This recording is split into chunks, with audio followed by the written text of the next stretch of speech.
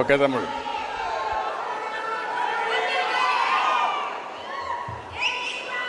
గౌరవనీయులు 13వ భారత ఉపరాష్ట్రపతి పెద్దలు వెంకయ్యనాయుడు గారు, త్రిపుర గవర్నర్ గౌరవనీయులు ఇంద్రసేనారెడ్డి గారు, ఆంధ్రప్రదేశ్ స్పీకర్ గౌరవనీయులు అయ్యన్న పాత్రుడు గారు, నందమూరి రామకృష్ణ గారు, సహచర మంత్రివర్గ సభ్యులు రవీంద్ర గారు, ఫరూక్ గారు, గౌరవ శాసనసభ్యులు వర్ల కుమార్ రాజా గారు, యార్లగడ్డ వెంకట్రావు గారు, బోడే ప్రసాద్ గారు, నెట్టెం రఘురామ్ గారు, కామినేని శ్రీనివాస్ గారు, తంగిరాల స్వామి గారు, అప్పటి నుంచి ఇప్పటి వరకు అదే ఉత్సాహంతో ఉన్న బుచ్చయ్య చౌదరి గారు, మీరు ఉపన్యాసం విన్నారు. ఏమాత్రం కూడా ఫోర్స్ తగ్గలేదు, అప్పుడు అట్లనే ఉండేవాడు. ఆర్టీసీ చైర్మన్ నారాయణరావు గారు, ఆ రోజు నుంచి ఈ రోజు వరకు ఒక ఇంటర్నేషనల్ జర్నలిస్ట్గా ఉండి ఎన్టీ రామారావు గారికి అత్యంత దగ్గరగా ఉన్నట్టు వ్యక్తి, దగ్గరగా చూసిన వ్యక్తి వెంకటనారాయణ గారు.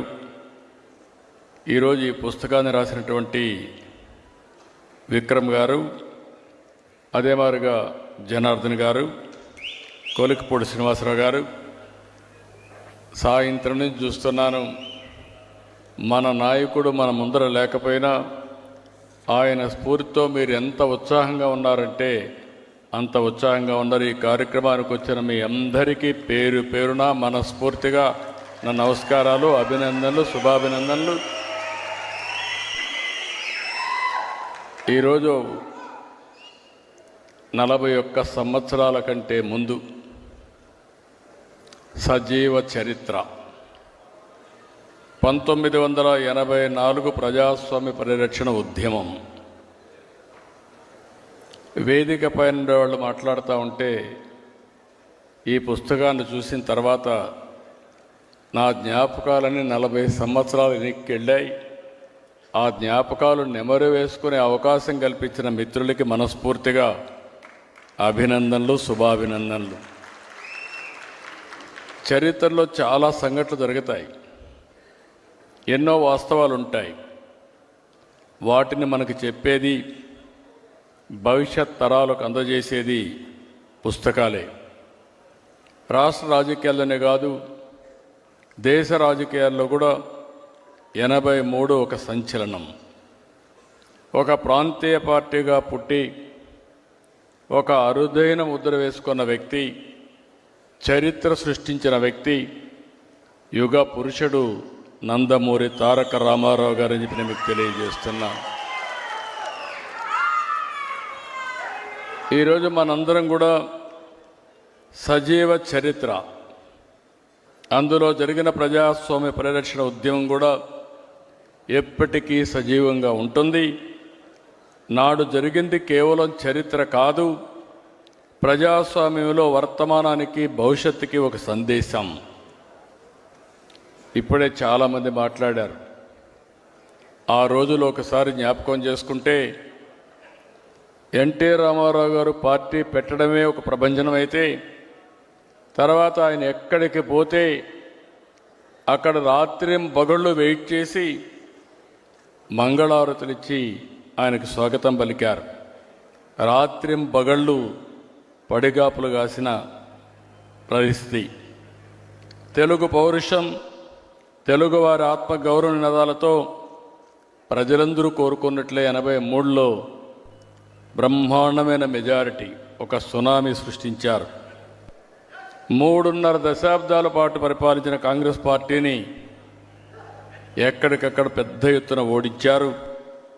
ప్రజలందరూ కూడా ఏకపక్షంగా నిలబడ్డారు. అయితే ఓసారి కాంగ్రెస్ పార్టీ చరిత్రలు కూడా మనం చూసుకుంటే, నాటి కాంగ్రెస్ నాయకులు, ఢిల్లీ పెద్దలంతా కూడా చాలా కుట్రలు చేశారు. అలాంటి కుట్రలో భాగమే 83 ఆగస్టు అని చెప్పి కూడా మీకు తెలియజేస్తున్నా. 20 నెలలే అయింది. ఇప్పుడే మిత్రులందరూ మాట్లాడారు. ఆయన ఆ రోజు మనం ఒకసారి గుర్తుపెట్టుకుంటే హార్ట్ ఆపరేషన్ రావడం, అప్పుడు ఇండియాలో మంచి వైద్యులు కూడా లేకుండా పోవడం, అందుకే అమెరికాకి వెళ్ళి అక్కడ ఆపరేషన్ చేసుకొని తిరిగి వచ్చారు. తిరిగి వచ్చి మనం అందరం ఆనందంలో ఉంటే ఆ రోజే కుట్రకు తెరదీశారు. అయితే ఆ రోజు నాకు బాగా జ్ఞాపకం, ఇప్పుడు చాలామంది గుర్తు చేశారు. ఇంద్రసేనారెడ్డి గారు కూడా గుర్తు చేశారు, అదే మరి బుచ్చయ్య చౌదరి గారు కూడా చెప్పారు. అక్కడ వచ్చిన సమాచారం అంతా చూసిన తర్వాత నాకు ఒక అనుమానం వచ్చి, ఏదో కుట్ర జరుగుతూ ఉంది, దీన్ని తిప్పి కొట్టాలంటే ఎమ్మెల్యేలు మెజారిటీ ఉంటే తప్ప సాధ్యం కాదని రాత్రికి రాత్రే మొత్తం 161 మంది ఎమ్మెల్యేలని ఆ రోజు రామకృష్ణ స్టూడియోస్లో ముషిరాబాద్కి చేర్చాం. అది గేమ్ చేంజర్గా అయింది. ఆ రోజు కానీ రాకపోయి ఉంటే, ఇంతమంది ఎమ్మెల్యేలు లేకపోయి ఉంటే ఏమాత్రం కూడా భయపడకుండా ముందుకు పోయే పరిస్థితి వచ్చేది. అంత మునుపు కూడా చరిత్ర మీరు ఒకసారి చూస్తే 47 నుంచి 84 దగ్గర 37 సంవత్సరాలు. 37 సంవత్సరాల్లో 26 ప్రభుత్వాల్ని పడగొట్టారు. 18 నెలలకు ఒక్కొక్క ప్రభుత్వం పోయింది. కానీ ఈ మహాపోరాటంలో గెలిచింది ఒకే ఒక వ్యక్తి, అది నందమూరి తారక రామారావు గారు.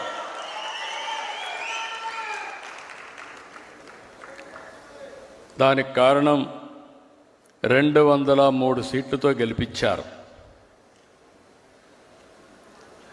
ఈరోజు మనం ఒకసారి చూస్తే ఆయనకు జరిగిన అన్యాయం ఒక పక్కనైతే, ప్రజాస్వామ్యానికి జరిగినటువంటి ద్రోహం కింద ప్రజలందరూ సంఘటితమయ్యారు. ఇప్పుడే ఇంద్రసేనారెడ్డి గారు చెప్పారు, అప్పట్లో ఇంద్రసేనారెడ్డి చాలా పౌరుషంగా ఉండేవాడు, హైదరాబాద్లో ఉండేవాడు. ఆయన నేరుగా వచ్చి అంటే మన స్టూడియోకి వచ్చి అక్కడి నుంచి ఇప్పుడు కూడా గుర్తు చేశారు, ఎమ్మెల్యే క్వార్టర్స్ పోతే వీళ్ళందరి మీద దాడి చేశారు. అక్కడి నుంచి నేరుగా ఎమ్మెల్యే క్వార్టర్స్కి అందరినీ తీసుకురావడంలో ప్రముఖ పాత్ర వహించిన వ్యక్తి ఇంద్రసేనారెడ్డి గారు అని చెప్పి నేను మీకు తెలియజేస్తున్న. 30 రోజులు కూడా అదే మరిగా వెంకయ్యనాయుడు గారు అయితే మన నాయకుడితో రాష్ట్రమంతా తిరగడం, దేశంలో ఉండే నాయకులందరినీ ఒక త్రాటిపైకి తీసుకురావడం. వెంకయ్యనాయుడు గారు నేను 78లో కూడా చూశాను అసెంబ్లీలో.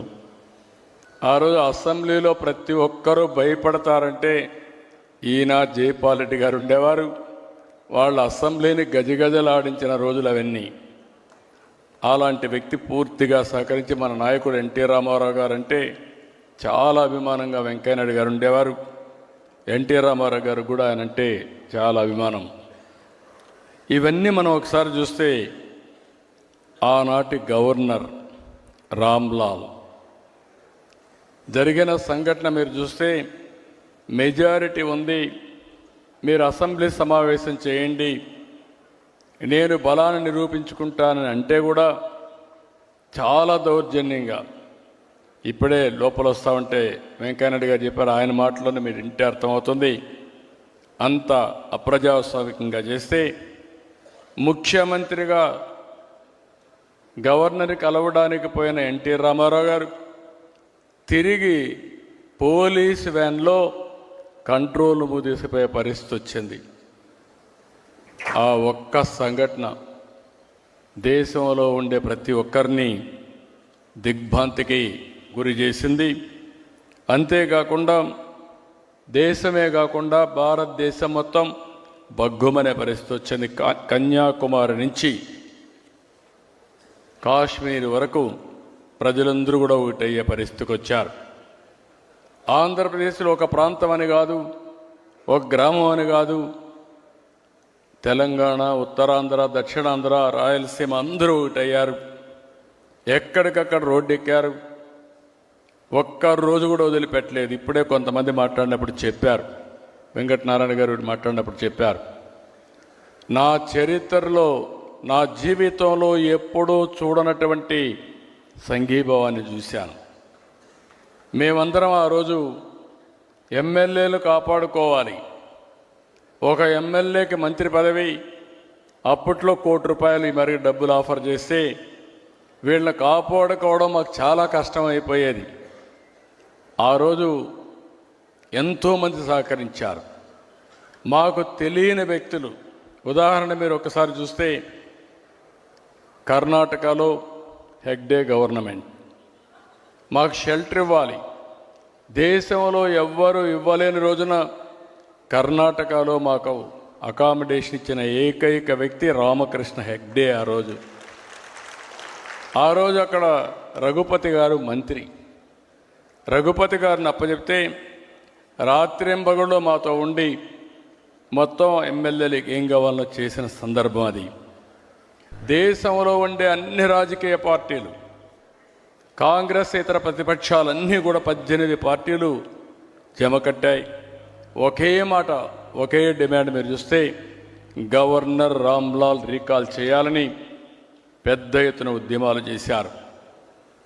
హేమీలు ఈరోజు మీరు చూస్తే చరణ్ సింగ్, చంద్రశేఖర్, వాజ్పేయి గారు, అద్వానీ, జార్జ్ ఫెర్నాండెస్, కరుణానిధి, చండ్ర రాజేశ్వరరావు, మాక్కినేని బసవ పొన్నయ్య, ఇలాంటి వాళ్ళందరూ కేంద్రంలో నేషనల్ లెవెల్లో సారథ్యం వహించారు. ఇక్కడికి వస్తే వెంకయ్యనాయుడు గారు, ఇందర్సేన రెడ్డి గారు, దత్తాత్రేయ, సుందరయ్య గారు, ఇలాంటి మహామకులందరూ కూడా ఇక్కడంతా కూడా పోరాడారు. ఆ రోజు జ్ఞాపకాలు చూసుకుంటే కట్టుబట్టలతో నేను బయలుదేరి వెళ్ళిన తర్వాత 30 రోజులు మళ్ళా ఎన్టీ రామారావు గారు ముఖ్యమంత్రి అయిన తర్వాతనే ఇంటికి వచ్చాం. నేను ఒక్కడనే కాదు, నాలాంటి వాళ్ళు కొన్ని లక్షల మంది త్యాగాలు చేశారు, జైళ్ళకి వెళ్ళారు, పోరాటాలు చేశారు. అంతిమంగా ఎమ్మెల్యేలు కూడా మీరు చూస్తే ఒక పట్టుదల, ఎట్టి పరిస్థితుల్లో ప్రజాస్వామ్యం కాపాడాలి, ఎన్టీ రామారావు గారికి న్యాయం జరగాలని పట్టుదలతో పోరాడారు. సాధించామని చెప్పి కూడా నేను మీకు తెలియజేస్తున్నా. ఓసారి బాధ, ఆవేదన కలుగుతుంది.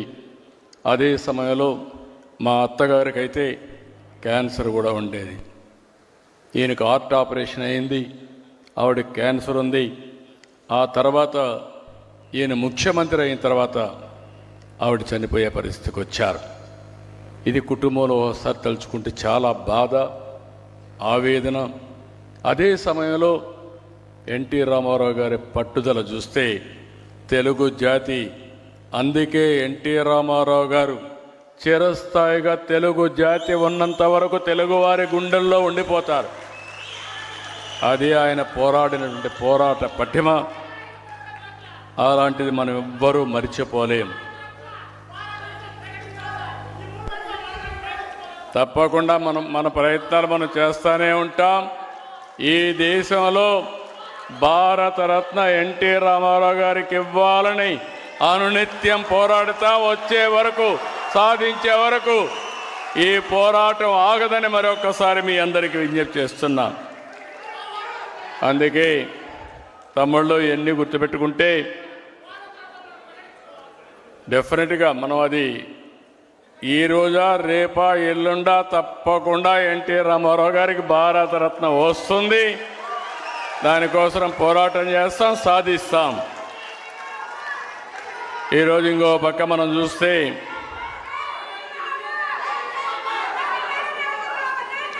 ఈరోజు మనందరం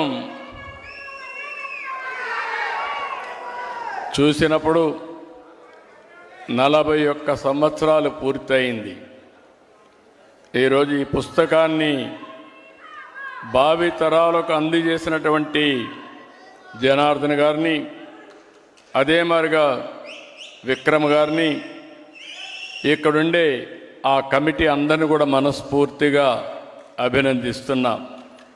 ఈరోజు మనం ఒక్కసారి చూసినప్పుడు ఇలాంటివి కొన్ని విషయాలు జరిగినప్పుడు మనకు అనిపిస్తుంది ఎన్టీ రామారావు గారు ఒక చరిత్ర, తెలుగుదేశం పార్టీ ఒక చరిత్ర, ఎన్టీఆర్ ఆశయాలు శాశ్వతంగా ఉంటాయి. అదే సమయంలో ఆయన ఇచ్చిన మాట మీరు చూస్తే అనేక సందర్భాల్లో చెప్పిన మాట మనందరి చెవుల్లో ఇంకా వినపడుతూ ఉంటుంది. ప్రజలే దేవుళ్ళు, సమాజమే దేవాలయం, పేదవాళ్లే దేవుళ్ళని చెప్పిన ఏకైక వ్యక్తి నందమూరి తారక రామారావు గారు. ఆయన సంక్షేమ కార్యక్రమాలు ప్రారంభించారు. ఈరోజు దేశమంతా అమలు చేసే పరిస్థితికి వచ్చింది. ఆయన నదుల అనుసంధానానికి శ్రీకారం చుట్టారు. ఈరోజు దేశం మొత్తం నదుల అనుసంధానం జరిగే పరిస్థితి వచ్చింది. ఆయన ఆ రోజు ఆడబిడ్డలకు ఆస్తిలో హక్కు ఇచ్చారు. ఈరోజు స్త్రీ శక్తి ద్వారా మా ఆడబిడ్డలకి ఉచిత ప్రయాణ సౌకర్యం కూడా మనం కల్పించుకున్నాం.